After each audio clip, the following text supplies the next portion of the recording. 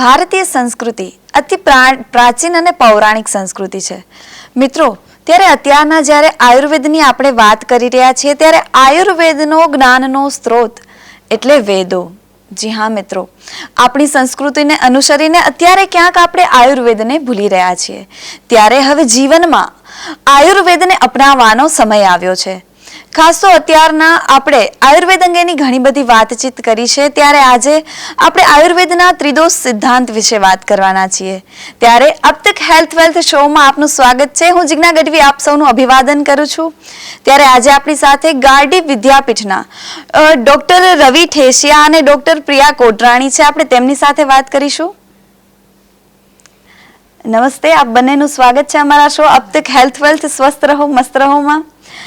સૌપ્રથમ પ્રિયા મેમ, મારો આપને પ્રશ્ન છે કે આયુર્વેદ આટલું પૌરાણિક છે છતાં પણ અત્યારના ક્યાંક તેમાં રિસર્ચની ને જરૂર છે ખરી? થઈ રહ્યા છે રિસર્ચ તેના પર? જી બિલકુલ. ઘણા બધાને આજકાલ જે છે, આજના સમયમાં જે છે એવી માન્યતા જે છે કે આયુર્વેદ જે છે એ વૈજ્ઞાનિક નથી. બરાબર. આજકાલ વૈજ્ઞાનિક શબ્દની આગળ જે છે એક આધુનિક શબ્દ જોડવાનો એક નવો ટ્રેન્ડ ચાલુ થયો છે. જનમાનસમાં એવી ગેરમાન્યતા છે કે વિજ્ઞાન જે છે એ છેલ્લી કેટલીક સદીઓની પેદાશ છે. આના પહેલાં જે કંઈ પણ હતું એ વૈજ્ઞાનિક કે વૈજ્ઞાનિક સિદ્ધાંતો સાથેનું ન હતું. તો એ બહુ ખોટું છે. આયુર્વેદનો જે સંપૂર્ણ વિકાસ જે છે એ પૂરેપૂરો વૈજ્ઞાનિક છે.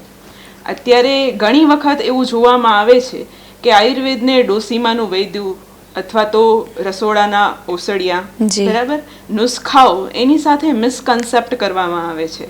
જ્યારે એવું નથી. આયુર્વેદ એક ખુદ પોતે અલગ વિજ્ઞાન છે. જો કોઈ પણ વિજ્ઞાન જે છે ને એનો વિકાસ જે છે એની પદ્ધતિ એક જ છે કે સૌથી પહેલાં જે તે પદાર્થનો, જે તે વસ્તુનો સર્વાંગી અભ્યાસ અને ત્યારબાદ એના અલગ અલગ વિભાગોનો ડિટેલમાં અભ્યાસ કરી એ બંને વચ્ચેનો સંબંધ બાંધી અને પછી જે સિદ્ધાંતો પ્રસ્થાપિત કરવામાં આવે છે એ જ વૈજ્ઞાનિક સિદ્ધાંતો છે. તો આયુર્વેદ આખું શાસ્ત્ર જે છે ને એનો વિકાસ એ રીતે જ છે. સૌથી પહેલાં મનુષ્યના આયુષ્યનું, મનુષ્યની આયુનું એણે સંપૂર્ણ અભ્યાસ કર્યો છે. એણે મનુષ્યના સ્વાસ્થ્ય વિશે જેટલું આયુર્વેદમાં અભ્યાસ થયેલો છે એટલું અત્યાર સુધી બીજે ક્યાંય નથી થયેલું. અને કદાચ તમે જોશો અત્યારે એ જ કારણ છે કે જ્યારે પણ પ્રિવેન્ટિવ આસ્પેક્ટની જરૂર પડે છે, જ્યારે પણ સ્વસ્થ રહેવાની વાત આવે છે, ત્યારે દરેક વ્યક્તિના મનમાં સૌથી પહેલાં આયુર્વેદ આવે છે. બરાબર. એટલે એ રીતે જ આયુર્વેદનો આખો વિકાસ થયો છે કે સૌથી પહેલાં મનુષ્યની આયુનો અભ્યાસ, ત્યારબાદ એમાં થતા રોગો, એના કારણો, એના ઉપાયો, એના ચિકિત્સા અને એની સાધ્યતા. સાધ્યતા એટલે પ્રોગ્નોસિસ. આ રોગ મટી શકે કે ન મટી શકે, બરાબર, એના વિશેનું સંપૂર્ણ વિજ્ઞાન જે છે એ જાણવામાં આવ્યું અને પછી એ બંને વચ્ચેનો સંબંધ બાંધી અને પછી આયુર્વેદના સિદ્ધાંતો પ્રસ્થાપિત થયા છે. બીજી એક વસ્તુ, કોઈ પણ વિજ્ઞાન જે છે ને એનો વિકાસ કેટલો સફળ થઈ શકશે ને એનો આધાર જે છે એ એનો બેઝિક કોર એલિમેન્ટ જે છે એનું એના કેટલું નોલેજ છે ને એના ઉપર ડિપેન્ડેડ છે. ફોર એન એક્ઝામ્પલ, આપણે કેમિસ્ટ્રી જોઈએ તો જ્યાં સુધી ખાલી અણુ વિશેનું જ જ્ઞાન હતું ત્યાં સુધી કેમિસ્ટ્રીનો વિકાસ જે છે લિમિટેડ હતો. પણ જ્યારે પરમાણુનું જ્ઞાન આવ્યું એના પછી કેમિસ્ટ્રીનો વિકાસ અદ્ભુત થયેલો છે. તો એવી જ રીતે આયુર્વેદ જે છે એની અંદર જે છે મનુષ્ય શરીરના જે કોર એલિમેન્ટ, જે આપણે મૂળભૂત તત્વો છે, જે આપણે આગળ તમે ઘણી જગ્યાએ સાંભળ્યું હશે કે પંચ મહાભૂત, એના વિશેનું જ્ઞાન જે છે એ આયુર્વેદમાં એકદમ ડિટેલ અને એકદમ સાઉન્ડ છે. બીજી વસ્તુ, મનુષ્યના શરીરના જ ખાલી એ મૂળભૂત તત્વો નથી. જે ઔષધિઓ આપણે વાપરીએ છીએ આયુર્વેદની અંદર, જે ચિકિત્સા માટેના દ્રવ્યો વપરાય છે, એનું બેઝિક એલિમેન્ટ પણ જે છે એ પંચમહાભૂત છે. અને એ પંચમહાભૂત ઉપરથી જ આવેલા વાત, પિત્ત અને કફ એવા ત્રિદોષ સિદ્ધાંત ઉપર જે છે એ આખું આયુર્વેદ જે છે એ રચાયેલું છે. અને કદાચ એટલે જ એ ત્રિદોષ વિશેનું આટલું ડિટેલ અને આટલું સાઉન્ડ નોલેજ આયુર્વેદમાં છે ને એટલે જ કદાચ જે છે એ સ્વાસ્થ્ય વિશેની વ્યાખ્યા, સંપૂર્ણ વ્યાખ્યા સૌથી પહેલાં અગર કોઈ વિજ્ઞાનમાં છે તો એ આયુર્વેદમાં છે. બરાબર. અને સ્વાસ્થ્ય વિશેનું ડિટેલ નોલેજ, અત્યારે સ્વસ્થ રહેવાની જે જરૂરિયાતો જે છે એના વિશેનું જ્ઞાન જે છે એ મેક્સિમમ આયુર્વેદની અંદર છે. અને તમે જે કીધું સમયાનુસાર ફેરફાર, આ જી. પ્રશ્ન ઘણાને થતો હોય છે જી. કે 5000 વર્ષ આપણે કહીએ મિનિમમ કે એટલું જૂનું આયુર્વેદ છે, તો 5000 વર્ષની અંદર તો લાઈફસ્ટાઈલની અંદર આટલા બધા ફેરફાર થઈ ગયા, બરાબર. આખું માનવ સમાજનું જે છે જીવવાની પદ્ધતિ, એના શરીરો, એની અંદર આટલા ફેરફાર થયા, તો વનસ્પતિની અંદર પણ થયા જ હોય, બરાબર. આખી સૃષ્ટિની અંદર થયા છે. તો એ પ્રમાણે પણ હજી આ સિદ્ધાંતો શું કામ આટલા સાચા છે? તમે જુઓ, 5000 વર્ષ પહેલા કીધું છે કે આમળા ખાવાથી વાળ કાળા જી. થાય, અથવા તો ચામડી જે છે એ ની ચમક જે છે એ ટકી રહે છે. હરડે ખાવાથી જે છે એ કબજિયાત જે છે એ દૂર થાય છે. એ આજની તારીખમાં આટલું સાચું શું કામ છે? એનું કારણ હું તમને સમજાવું કે 5000 વર્ષ જે થયા છે ને, એની અંદર જે ફેરફાર થયા છે ને, એ ઉપર છલ્લા થયા છે. મનુષ્યના જીવનશૈલીમાં ફેરફાર થયા છે, એના કામના પ્રકારોની અંદર ફેરફાર થયા છે, એના સુવા ઉઠવાના ટાઈમની અંદર ફેરફાર થયા છે, પણ એના મૂળભૂત તત્વમાં ફેરફાર નથી થયા. આયુર્વેદ આજની તારીખમાં પણ આટલું જ સનાતન, આટલું જ શાશ્વત અને આટલું જ સત્ય છે, તો એનું કારણ એ જ છે કે એના સિદ્ધાંતો જે છે એ મૂળભૂત તત્વો ઉપર બનેલા છે. અને એટલે જ જે 5000 વર્ષ પહેલા લખેલી સંહિતાઓની અંદર ઔષધોની અસર હતી, એ આજની તારીખમાં પણ મળે છે. પણ રિસર્ચની જરૂરી છે, પણ કેવા ઉપર છલ્લા. ફોર એન એક્ઝામ્પલ, જે દિનચર્યા આયુર્વેદમાં બતાવેલી છે એ વખતના કામ અનુસાર, એ વખતના લાઈફસ્ટાઈલ અનુસાર છે, તો એની અંદર જે છે એ આજના કાર્ય અનુસાર, આજના ઓક્યુપેશન અનુસાર જે શું ચેન્જીસ આપણે કરી શકીએ કે આજના ઓક્યુપેશન પ્રમાણે પણ વ્યક્તિ સ્વસ્થ રહી શકે, અથવા તો જે મેડિસિન્સ જે એના ફોર્મની અંદર એવા ફેરફાર કે વધારે સારી રીતે લઈ શકાય, અથવા તો એના ડોઝની અંદર પેલા જે છે ડોઝ બહુ હાઈ હતા, જ્યારે આજની તારીખમાં આપણી લાઈફસ્ટાઈલ જે છે એ થોડી સેડેન્ટરી થઈ છે, તો એના લીધે જે છે મેડિસિનના ડોઝ જે છે એ થોડા ઘટાડવા પડે એમ છે, થોડા ચેન્જીસ કરવા પડે એમ છે. એવા બધા વસ્તુઓ ઉપર રિસર્ચ થવા જોઈએ, અને એ બધા વસ્તુઓમાં ફેરફાર થાય જ છે. આમ તો આપણી ઘણી બધી યુનિવર્સિટીઓ છે, ઘણી બધી રિસર્ચ ઇન્સ્ટિટ્યૂટ્સ છે, એની અંદર આ બધી વિશે જે છે એ રિસર્ચ થાય જ છે. પણ જે મૂળ વસ્તુઓ છે આયુર્વેદની અંદર, એની અંદર કોઈ ફેરફાર થવાની શક્યતા હજી સુધી થયા પણ નથી, અને આગળ પણ ઓછી છે, કેમ કે એનો જે વિકાસ જે છે એ એના મૂળભૂત સિદ્ધાંતો ઉપર થયેલો છે, અને સંપૂર્ણ વૈજ્ઞાનિક રીતે. જેવી રીતે હાલ રિસર્ચ થતા હોય છે ને, કે ભાઈ એક સબ્જેક્ટ લેવામાં આવે, પછી એના વિશે ડિટેલ જે છે એ નોલેજ ગેઇન કરવામાં આવે છે, એના જે સ્ક્રિપ્ટ્સ હોય અથવા તો એનું મટીરિયલ અવેલેબલ હોય, પછી એના ઉપર જે પ્રેક્ટિકલ જે છે એ ઓબ્ઝર્વેશન કરવામાં આવે છે, અને એક અમુક લિમિટના ઓબ્ઝર્વેશન પછી જ જે છે એને આપણે યુઝમાં લેવામાં આવે છે. આયુર્વેદ આખી આ મેથડથી જ ડેવલપ થયેલું છે, અને એટલે જે છે એની અંદર રિસર્ચની જરૂર છે, પણ આ ટાઈપના એના જે મૂળ સિદ્ધાંતો જે છે, જે ત્રિદોષ સિદ્ધાંત જે છે, એ હજી પણ એટલો જ સાચો અને એટલો જ શાશ્વત છે, અને આગળ પણ રહેશે.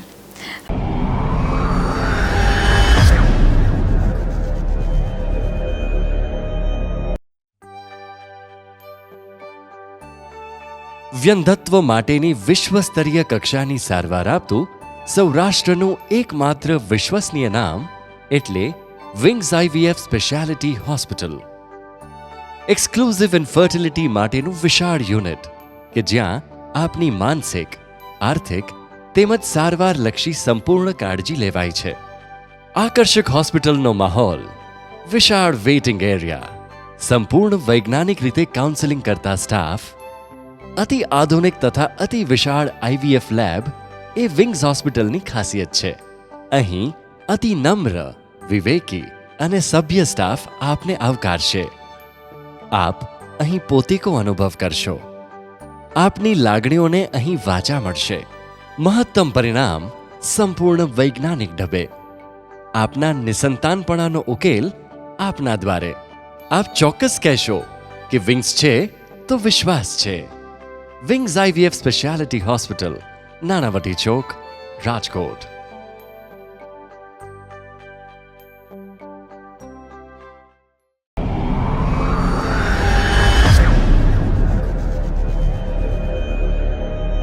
આયુર્વેદની વૈજ્ઞાનિકતા સમજાવતા આપે એક બહુ જ મોટી જે લોક માન્યતા છે કે આયુર્વેદ એટલે દાદીમાનું ઓસડિયું એ દૂર કરી છે, ખૂબ જ સારી બાબત છે. ખાસ તો રવિ સર, આપને મને એક પ્રશ્ન પૂછવાનું મન થાય છે કે અત્યારના જે ત્રિદોષ સિદ્ધાંતની વાત કરી, તો ખરેખર આ ત્રિદોષ સિદ્ધાંત એટલે કે વાત, પિત્ત અને કફ શું છે? ખૂબ જ સરસ સવાલ છે. હવે ત્રિદોષ સિદ્ધાંત શું છે, તો આપણને જે ક્વેશ્ચન પૂછેલો છે એમાં જ એમનો જવાબ છે કે ત્રિ એટલે કે 3 અને દોષ એટલે વાયુ, પિત્ત અને કફ. તો હવે આપણે જે સમાજમાં માન્યતાઓ છે કે વાયુ, પિત્ત, કફ એટલે શું છે, તો એ કોઈ બી પેશન્ટ આવતો હોય છે તો કહેતો હોય છે કે મને પેટ ફૂલાઈ ગયું છે, અથવા તો મને વાયુ થઈ ગયું છે, અથવા તો તેમને એસિડિટી થઈ ગઈ હોય છે તો એમ કહેતો હોય છે કે મને પિત્ત વધી ગયું છે, અને જે ઉધરસ આવતી હોય છે અથવા તો ખાંસી થઈ ગઈ હોય છે તો એમ કહેતા હોય છે કે કફ વધી ગયો છે. તો એના મગજમાં વાયુ, પિત્ત અને કફ એ એટલા પૂરતા સીમિત છે. પણ આયુર્વેદમાં વાયુ, પિત્ત, કફ છે એ એમનો મેઇન સિદ્ધાંત છે. સિદ્ધાંત એટલે કે શું, કે એક વસ્તુ એક જગ્યાએ લાગુ પડતી હોય એ બીજા ફિલ્ડમાં પણ એવી જ રીતે લાગુ પડતી હોય, એ છે સિદ્ધાંત. તો 3 વસ્તુ સમજવાની છે. એક છે વાયુ, પિત્ત અને કફ. હવે વાયુ એટલે શું? વાયુ એટલે જે કોઈ પણ નોર્મલ ક્રિયાઓ છે, આપણે જેમ કે ચાલવું છે, બેસવું છે, ગાવું છે, તો આ બધી કોઈ પણ ક્રિયાત્મક ફેરફાર શરીરમાં થતા હોય છે એ છે વાયુ. પછી એવી જ રીતના છે પિત્ત. તો પિત્ત એટલે શું? પરિવર્તન. આપણા શરીરમાં કોઈ પણ પરિવર્તન થતા હોય, એક ઉર્જાનું બીજી ઉર્જામાં રૂપાંતર થતું હોય તો એ છે પિત્ત. અને ત્રીજું છે કફ. કફ એટલે કે રચનાત્મક ફેરફાર, એટલે કોઈ પણ સ્ટ્રક્ચરલ ફેરફાર થતા હોય છે એ છે કફ. તો આ છે વાયુ, પિત્ત અને કફ. આ આપણે 3 વસ્તુ સમજ્યા. તો હવે બહાર કઈ રીતે સમજીએ? તો બહારમાં કઈ રીતે છે, બહારનું જે જગત છે એમાં શું છે? સોમ, સૂર્ય અને અનિલ. તો સૂર્ય એટલે શું છે? જે આપણને ઉર્જા આપે છે. તો સૂર્યનો અંશ આપણા શરીરમાં છે એ છે પિત્ત. એવી જ રીતના સોમ. સોમ એટલે છે ચંદ્ર, જે આપણને શીતળતા આપે છે. એવી જ રીતના ચંદ્રનો અંશ શરીરમાં છે એ છે કફ. અને અનિલ એટલે વાયુ. તો જેવી રીતના બાર વાયુ, પિત્ત અને કફ એ છે સોમ, સૂર્ય અને અનિલ. આપણે સિમ્પલ ઉદાહરણ દ્વારા જોઈએ. કોઈ પણ સેલ હોય શરીરની અંદર, એને ન્યુટ્રિશનની જરૂર પડતી હોય અને સતત એ સેલને ટકી રહેતું હોય, અને એમાં કોઈ પણ ફેરફાર થાય એટલે મળો દ્વારા બહાર નીકળતું હોય. એટલે છે ઉત્પત્તિ, સ્થિતિ અને લય, 3 વસ્તુની જરૂર હોય. તો એવી જ રીતના આપણા શરીરને ટકાવી રાખવું હોય એના માટે સતત ઉત્પત્તિ, સ્થિતિ અને લયની પ્રોસેસ કન્ટિન્યુઅસ ચાલુ હોય છે. તો આ વાયુ, પિત્ત અને કફ આપણા શરીરને ટકાવી રાખે છે. સિમ્પલ ઉદાહરણ એક જોઈએ કઈ રીતે હોય કે વાયુ, પિત્ત, કફ છે એ સિદ્ધાંત કઈ રીતે છે, એટલે બીજા આપણે સમાજની અંદર કઈ રીતે જોઈ શકીએ. આપણે અત્યારે જોઈએ છીએ કે યુઝ શું કરતા હોઈએ છીએ વધારે પડતું, આપણા શરીરનું જે અભિન્ન અંગ થઈ ગયું છે એ છે મોબાઈલ. તો મોબાઈલમાં આપણે વાયુ, પિત્ત, કફ કઈ રીતે સમજીએ છીએ? તો મોબાઈલનું જે આખું સ્ટ્રક્ચર છે, પહેલા જ કીધું કે રચનાત્મક જે ફેરફાર થતા હોય છે એ છે કફ. તો આખું સ્ટ્રક્ચર શું છે? કફ. હવે એમને બેટરીની જરૂર પડશે, એમને ઉર્જા વગર નહીં ચાલે. જો બેટરી ઓછી હશે તો મોબાઈલ છે એ ચાલુ નથી થવાનો. તો આ મોબાઈલને બેટરી એટલે કે ઉર્જાની જરૂર પડે, ચાર્જિંગની જરૂર પડે છે. આ શું છે? પિત્ત. હવે મોબાઈલની અંદર શું હશે? કોઈ બી એપ્સ હશે, આપણે જે પણ કોઈ કનેક્ટિવિટી રહીએ છીએ એના માટે શેની જરૂર પડે છે? એપ. તો આ એપનું જે ફંક્શન બધા છે એ શું છે? વાયુ. તો આવી જ રીતના વાયુ, પિત્ત, કફ છે એ કોઈ આપણે ખાંસી, ઉધરસ કે બળતરા કે એ બધું થાય છે એ પૂરતું સીમિત નથી, પણ આ એક સિદ્ધાંત છે જે ગમે તે ફિલ્ડમાં લાગુ પડી શકે છે. ખૂબ જ સરસ રીતે અત્યારના લોકો મોબાઈલ વગર 1 મિનિટ પણ નથી રહી શકતા, અને એનું જ સરસ મજાનું ઉદાહરણ આપીને આપણે વાયુ, પિત્ત અને કફને સમજાવ્યા છે. ત્યારે ડૉક્ટર પ્રિયા, આ વાયુ, પિત્ત અને કફ શરીરમાં કઈ રીતે કાર્ય કરતા હોય છે? એનું તમને હું થોડુંક અત્યારના જે ટર્મિનોલોજી યુઝ થાય છે, એક બાયોલોજિકલ સાયકલ, તમે કદાચ સાંભળ્યું છે કે આપણું જે બાયોલોજિકલ સાયકલ જે છે એ સાહેબે જે કીધું કે ભાઈ બહાર જે અનિલ, સોમ અને વાયુ છે, અનિલ, સોમ અને અગ્નિ છે, સૂર્ય છે, બરાબર, એ એની સાથે જોડાયેલા છે. તમે ઘણી જગ્યાએ ઘણા વખત એવું બાયોલોજિકલ સાયકલ આવો શબ્દ ઘણા લેખની અંદર સાંભળ્યો હશે, બરાબર. તો એ જે છે એ બહારના ને અંદરના એ બંને સાથે કામ કરે છે. મતલબ સવારે સૂર્ય ઉગે, બરાબર, અને આપણા શરીરની અંદર જે છે એ બધા જે પરિવર્તનનું કાર્ય છે, બરાબર, એ શરૂ થાય, બરાબર. એવી જ રીતે રાત્રે વ્યવસ્થિત ઊંઘ કરો તો ઉત્પત્તિનું કાર્ય સરસ થાય, બરાબર. અને વાયુ તો જે છે એ સતત ચાલુ છે આપણા શરીરની અંદર. બરાબર. છતાં પણ આ વસ્તુ વિશે હું તમને ખાસ કહીશ કે રવિ સર જે છે એ વધારે ડિટેલમાં સમજાવી શકશે. જે દોષ છે, હવે જે વાયુ, પિત્ત અને કફ આ ત્રણ છે એ કઈ રીતે કામ કરે છે, તો આપણે જોઈએ કે કફ એટલે શું છે? રચના છે. આપણા જે આચાર્યો છે એમને એટલી વૈજ્ઞાનિકતાથી સમજાવેલું છે કે કોઈ પણ બાળક હોય છે તો એમાં શરૂઆતના ભાગમાં કેવું સ્ટ્રક્ચર, એટલે એના કોઈ પણ સેલ અથવા તો સિસ્ટમ બનતી હોય છે તો ત્યારે કફનું વધારે પ્રાધાન્ય હોય છે. પછી એવી જ રીતના યુવાવસ્થા આવે છે તો યુવાવસ્થાની અંદર શું થતા હોય છે? હોર્મોનલ ચેન્જીસ થતા હોય છે, ત્યારે પિત્તનું પ્રાધાન્ય વધારે હોય છે. અને એવી જ રીતના વૃદ્ધાવસ્થા આવે છે તો ત્યારે વાયુની પ્રાધાન્ય વધારે હોય છે. એટલે આ છે વાયુ, પિત્ત, કફ છે એ શરીરની અવસ્થા પ્રમાણે રોગો પણ ઉત્પન્ન કરે છે અને એમને શરીરને જાળવી પણ રાખે છે. હવે આ તો આપણે અવસ્થા પ્રમાણે થઈ ગયું. હવે એક જ દિવસની અંદર જોઈએ તો જે સવારનો સમય છે તો સવારના સમયમાં આપણે હેજીનેસ એટલે વધારે આળસ ને એવું ઉત્પન્ન થતું હોય છે, ઉઠવામાં પણ તકલીફ થતી હોય છે, કારણ કે ત્યારે કફનું પ્રાધાન્ય વધારે હોય છે. એવી જ રીતના બપોરનો સમય આવ્યો એટલે બપોરે સૂર્યનું વધારે પ્રભુત્વ છે એટલે પિત્તનું કાર્યકાળ છે, ત્યારે પિત્ત વધારે હોય છે. અને એવી જ રીતના સાંજે, તો સાંજે જોઈએ તો સાંજે વાયુની પ્રધાનતા હોય છે. તો આવી જ રીતના દિવસ રાત અને વય અનુસાર વાયુ, પિત્ત અને કફ નું વર્ણન કરેલ છે. બરાબર. આ ઉપરાંત મેડમ ત્રિદોષના કારણે રોગો પણ થતા હોય છે, ત્યારે એ કઈ રીતે થતા હોય છે? વાયુ, પિત્ત અને કફ આપણા બંધારણીય ઘટકો છે, પણ જેમ સાહેબે આપણને સમજાવ્યું કે દિવસના કાળ પ્રમાણે એનું એક પ્રાધાન્ય રહે છે. બરાબર. સવારના ભાગે ભલે સૂર્ય ઉગ્યો હોય પણ આપણને થોડીક ઠંડક મહેસૂસ થાય છે. જે લોકોને શરદી હશે એ લોકોને એવું ફીલ થશે કે સવારના ભાગે નાક થોડું વધારે બંધ રહે છે. બરાબર. એવી જ રીતે બપોરના ભાગે જે છે આપણને ભૂખ વધારે સરસ કકડીને લાગે છે, કેમ કે પિત્તનો ત્યારે કાર્યકાળ છે. બરાબર. અને સાંજના ભાગે જે છે એ ભૂખ ઓછી હોય છે, છતાં પણ આજકાલ વધારે ખાવામાં આવે છે પણ એ વાયુનું કાર્યકાળ છે, ત્યારે પિત્તનું કાર્ય જે છે એ મંદ પડી ગયું હોય છે. બરાબર. આ રીતે દિવસ અનુસાર જે ફેરફાર થાય છે એવી જ રીતે ઋતુ અનુસાર ફેરફાર થાય છે. કે શિયાળામાં જે છે કફનો સંચયનો કાળ છે, પછી જ્યારે વસંત ઋતુ આવે છે ત્યારે જે છે એ કફનું પીગળે છે એટલે એના લીધે કફના રોગો થઈ શકે છે.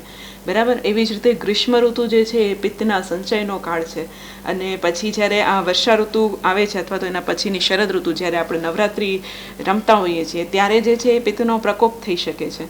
બરાબર. તો આ રીતે ઋતુ અનુસાર, દિવસ અનુસાર, વય અનુસાર જે છે એ સ્વાભાવિક વાત, પિત્ત, કફનો જે છે એ વધ અને ઘટ થતી રહેતી હોય છે શરીરમાં, અને બધા અનુભવતા જ હોય છે. આ વસ્તુ જે છે એ સામાન્ય છે. પણ થાય છે શું? આ જે વસ્તુ પ્રાકૃતિક વધઘટ છે ને એને સમાન માત્રામાં રાખવા માટે જ આયુર્વેદમાં જે છે ડિટેલ્ડ દિનચર્યા અને ઋતુચર્યાનું વર્ણન છે, જે આજના સમયમાં પાલન થતી નથી.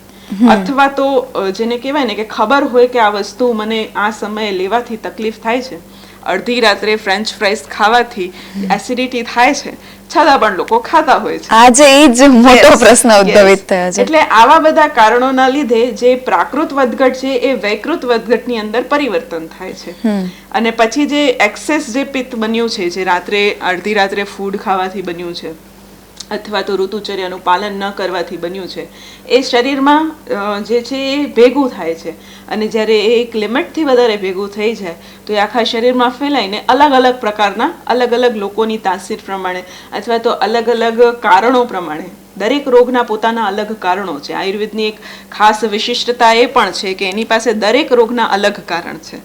એવું નથી કે પિત્ત વધવાના એક સામાન્ય કારણો કહી દીધા તો બધા પિત્તના રોગો એનાથી જ થાય એમ. બરાબર. એટલે એ અલગ અલગ કારણના લીધે અલગ અલગ રોગો જે છે આપણા બંધારણીય ઘટકો જે છે આપણા માટે દોષરૂપ, અને એને જ એટલે જ કદાચ એને દોષ કીધા છે. એ આપણા બંધારણ માટે કારણો જવાબદાર છે, છતાં પણ એને દોષ કારણ કહેવાનું કારણ જ એ છે કે જો તમે ધ્યાન ન રાખો તો એ બંધારણભૂત ઘટકો જ આપણા માટે દોષરૂપ, રોગોરૂપ બની જાય છે. અને એના લીધે જે છે એ વાત, પિત્ત, કફ એવા 3 પ્રકારના ત્રિદોષથી જ રોગો ઉત્પન્ન થતા હોય છે.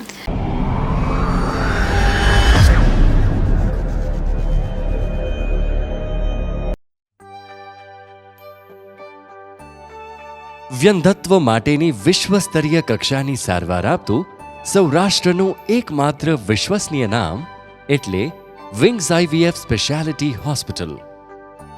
એક્સક્લુઝિવ ઇન્ફર્ટિલિટી માટેનું વિશાળ યુનિટ કે જ્યાં આપની માનસિક, આર્થિક તેમજ સારવારલક્ષી સંપૂર્ણ કાળજી લેવાય છે. આકર્ષક હોસ્પિટલનો માહોલ, વિશાળ વેઇટિંગ એરિયા, સંપૂર્ણ વૈજ્ઞાનિક રીતે કાઉન્સેલિંગ કરતા સ્ટાફ, અતિ આધુનિક તથા અતિ વિશાળ IVF લેબ એ વિંગ્સ હોસ્પિટલની ખાસિયત છે. અહીં અતિ નમ્ર, વિવેકી અને સભ્ય સ્ટાફ આપને આવકારશે. આપ અહીં પોતીકો અનુભવ કરશો. આપની લાગણીઓને અહીં વાચા મળશે. મહત્તમ પરિણામ સંપૂર્ણ વૈજ્ઞાનિક ઢબે. આપના નિસંતાનપણાનો ઉકેલ આપના દ્વારે. આપ ચોક્કસ કહેશો કે વિંગ્સ છે તો વિશ્વાસ છે. Wings IVF speciality hospital, Nanavati Chowk, Rajkot.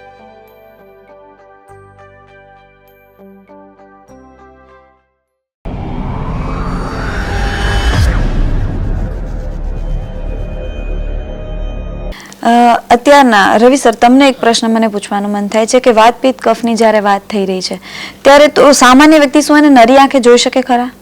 હા, હવે વાયુ પિત્ત અને કફ છે એ આપણે નરી આંખે જોઈ શકાતા નથી. એનો સિમ્પલ જવાબ છે જોઈ શકાતા નથી. તો હવે કઈ રીતે જોઈ શકાતા નથી? તો આપણા જે વ્યક્તિ હોય છે એમાં સહજ એવી વૃત્તિ હોય છે કે કોઈ પણ દ્રવ્ય હોય ને એનું એનાલિસિસ કરીએ કે આ દ્રવ્યની અંદર શું છે. તો કે પાણી છે તો પાણીની આપણને શું ફાયદા છે, અથવા તો પેન છે તો કઈ રીતે ચાલે છે, આ બધાની અંદર એનાલિસિસ કરે. એટલે દ્રવ્ય છે મેટર, એનું એનાલિસિસ કરીએ ત્યારે આપણને ખ્યાલ આવે છે કે આટલા દ્રવ્યની અંદર આટલી વસ્તુ છે એના લીધે આ કાર્ય થાય છે. તો આપણા શરીર કેનું બનેલું છે? વાયુ પિત્ત અને કફનું. તો વાયુ પિત્ત કફ છે એ એક મેટર છે. એટલે ત્રણ વસ્તુ હોય. એક તો છે જોવું, જાણવું અને અનુભવવું.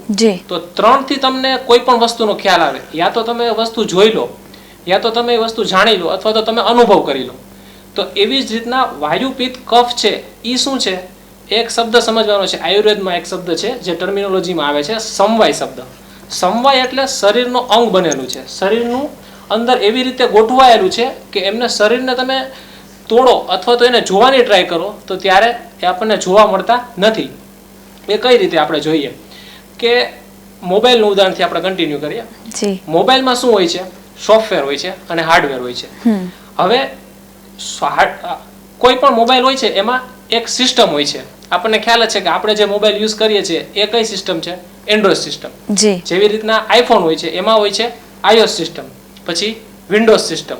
બરોબર, આ છે સિસ્ટમ. હવે સિસ્ટમ એટલે શું? સિસ્ટમ એટલે તંત્રણ.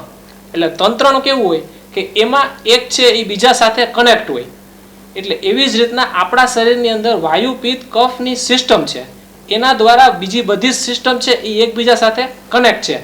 હવે એન્ડ્રોઇડમાં જે એપ્સ ચાલુ હોય એ પાછી iOSમાં ઉપયોગ ના થઈ શકે, કારણ કે એમની સિસ્ટમ શું છે? અલગ થઈ ગઈ છે. તો એવી જ રીતના વાયુ પિત્ત કફ છે એ શરીરમાં સમવાય સંબંધી, એટલે શરીરની અંદર એવી રીતે વણાયેલા છે કે એમને છૂટા પાડી શકાતા નથી. જો સિસ્ટમને તમે તોડો તો એમનું આખું જે સ્ટ્રક્ચર છે એ વિખાઈ જાય. આવી જ રીતના આપણા બહાર, જેમ કે આપણે મેં ઉદાહરણ પહેલા જ આપેલું હતું કે બહાર કઈ રીતના છે કે જે સોમ સૂર્ય અનિલ હતું, તો એવી જ રીતનાની સિસ્ટમ છે એને કહેવાય ઇકોસિસ્ટમ.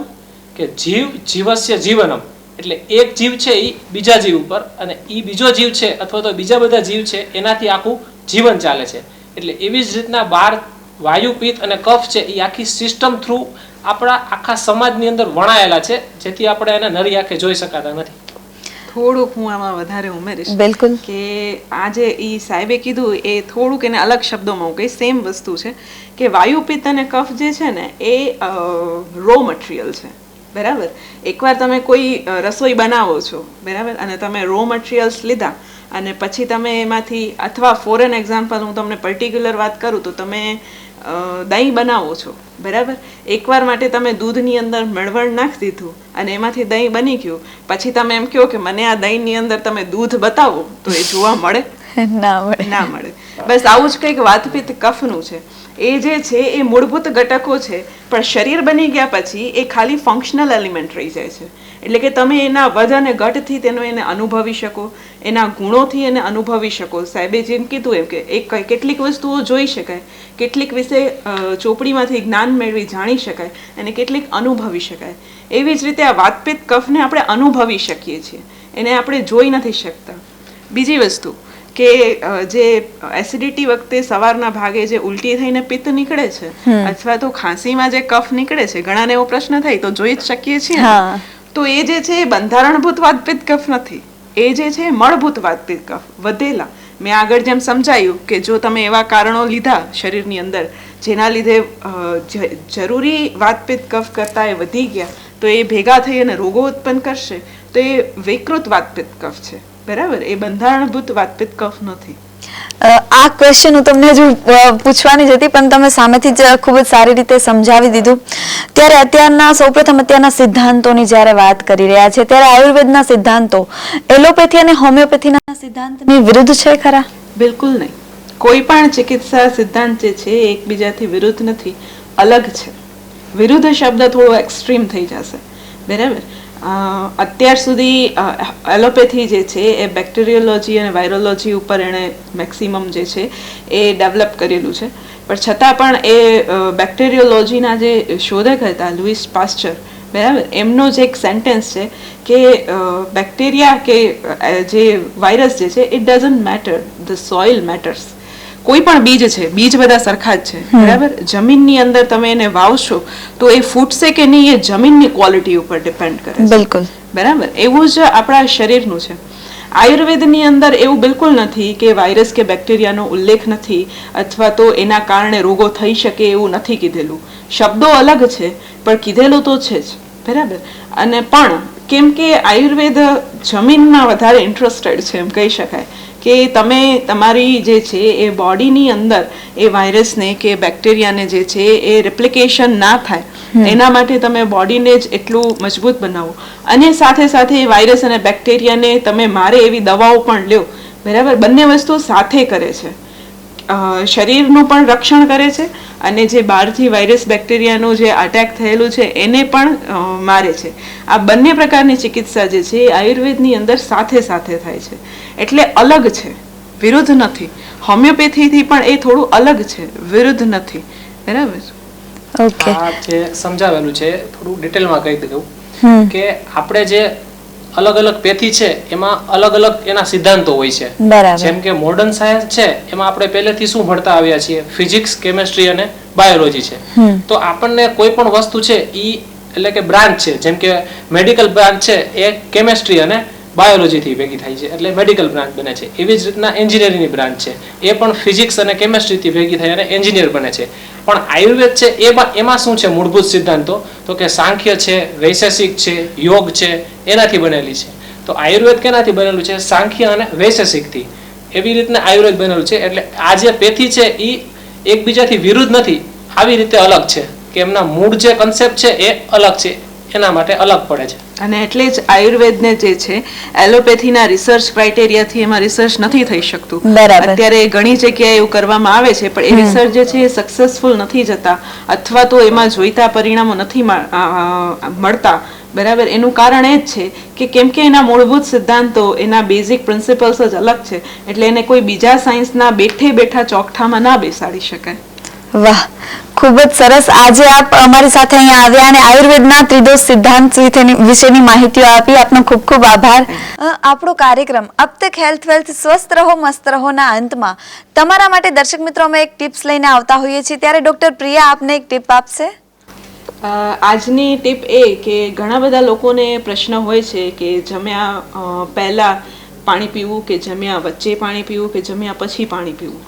ત્યારે જે એના વિશેની ગેરમાન્યતાઓ છે એ દૂર કરતા આયુર્વેદમાં એવું જણાવેલું છે કે જમ્યા પહેલાં અતિશય પાણી પીવાથી અને જમ્યા પછી અતિશય પાણી પીવાથી જે આપણા ખોરાકનું પાચન જે છે એ બગડે છે, એ વ્યવસ્થિત રીતે નથી થઈ શકતું. જ્યારે જમતી વખતે અગર વચ્ચે વચ્ચે થોડું પાણી પીવામાં આવે તો એ પાચન જે છે એ સમ્યક રીતે થઈ શકે છે. એટલે આજે હું દર્શક મિત્રોને એટલું જ જણાવીશ કે જમતી વખતે તમે સાથે થોડું એક સાથે એ પણ વધારે નહીં પાણી પી શકાય, પણ જમ્યા બેસતી વખતે અથવા જમીને તરત જ જે એક સાથે 1 ગ્લાસ કે 1.5 ગ્લાસ પાણી પીવાની ટેવ હોય છે એનાથી તમારું સ્વાસ્થ્ય જે છે એ બગડી શકે છે. ત્યારે મિત્રો આજે આયુર્વેદના ત્રિદોષ સિદ્ધાંતો વિશે આપણે માહિતી મેળવી. ત્યારે ફરીથી આવા નવા જ વિષય સાથે નવા મુદ્દા સાથે ફરીથી મળતા રહીશું. ત્યાં સુધી મને રજા આપો અને જોતા રહો અબ તક હેલ્થ વેલ્થ સ્વસ્થ રહો મસ્ત રહો. નમસ્કાર.